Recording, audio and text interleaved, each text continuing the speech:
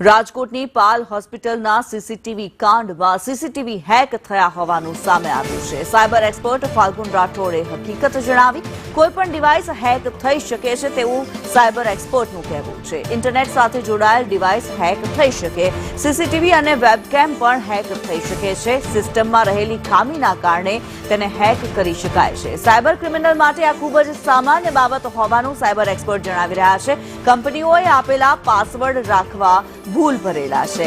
Password મજબૂત રાખવા જરૂરી હોવાનો પણ મત સાયબર એક્સપર્ટે વ્યક્ત કર્યો છે। યુઝરની નાનકડી ભૂલનો લાભ પણ ક્રિમિનલ ઉઠાવી શકે છે। રાજકોટમાં એક હોસ્પિટલના સીસીટીવી કેમેરા હેક કરવામાં આવ્યા અને ત્યારબાદ તેની ક્લિપ સોશિયલ મીડિયા પર વાયરલ કરવામાં આવી। શું ખરેખર સીસીટીવી કેમેરા અથવા તો કોઈ પણ કેમેરો હેક થઈ શકે છે ખરો, અને થાય તો કેવી રીતે, તે અત્યારે આપણે જાણીશું સાયબર એક્સપર્ટ ફાલ્ગુનભાઈ રાઠોડ પાસેથી। ફાલ્ગુનભાઈ, સીસીટીવી અથવા તો કોઈ પણ કેમેરો જે ઇન્ટરનેટ સાથે કનેક્ટેડ છે, શું તે હેક થઈ શકે, અને થાય તો કેવી રીતે તેનો દુરુપયોગ થતો હોય છે અને હેકરો કેવી રીતે તેને હેક કરતા હોય છે? હું હંમેશા કહેતો હોઉં છું, જ્યારે પણ કોઈ પણ આઈપી એડ્રેસ, કોઈ પણ ડિવાઇસ જેને પબ્લિક આઈપી અથવા તો ઇન્ટરનલ આઈપી જે ઇન્ટરનેટ સાથે કનેક્ટ થઈ શકે છે, એ ડિવાઇસ હંમેશા હેક થઈ શકે છે। આપણે વાત કરી રહ્યા છે કેમેરાસની, તો કેમેરાસ બે ટાઈપના હોય, જે ઇન્ટરનલી કનેક્ટેડ કેમેરાસ હોય। દેટ મીન્સ તમારે જો એને હેક કરવો હોય તો તમારે એ નેટવર્કમાં જવું પડે, અને જો એ કેમેરાસને સ્ટેટિક આઈપી એડ્રેસ એટલે પબ્લિક આઈપી એડ્રેસ જે આપવામાં આવે છે, અને જે સ્ટેટિક હોય, so basically that can be accessible even from the home. ઘણી બધી કંપનીઝની અંદર, ઓર્ગેનાઇઝેશન, આપણે હોસ્પિટલની વાત કરી રહ્યા છે, તો આ હોસ્પિટલની અંદર ઓબ્વિયસલી કોઈ પણ વિચારશે કે હું ઘરેથી પણ એક્સેસ કરી શકું છું। સો એવા જે કેમેરાસ છે એને એક આઈપી એડ્રેસ આપવામાં આવે છે। એ આઈપી એડ્રેસ જો સ્ટેટિક હશે તો એ પબ્લિકલી ઘણી બધી વેબસાઇટ ઉપર એક્સેસિબલ અને જોવામાં મળે છે।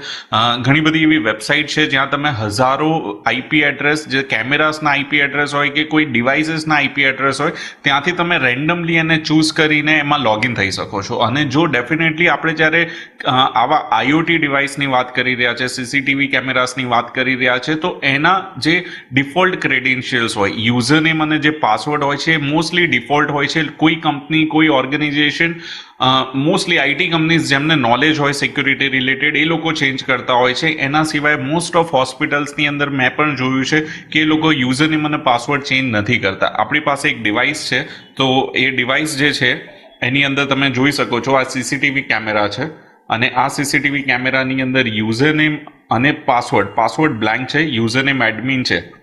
સો કોઈ પણ પર્સન આ આઈપી એડ્રેસ એક્સેસ કરીને યુઝર નેમ અને પાસવર્ડ જે છે એ બ્લેન્ક રહેશે અને એન્ટર કરશે તો આ કેમેરાનો એક્સેસ લઈ શકે છે।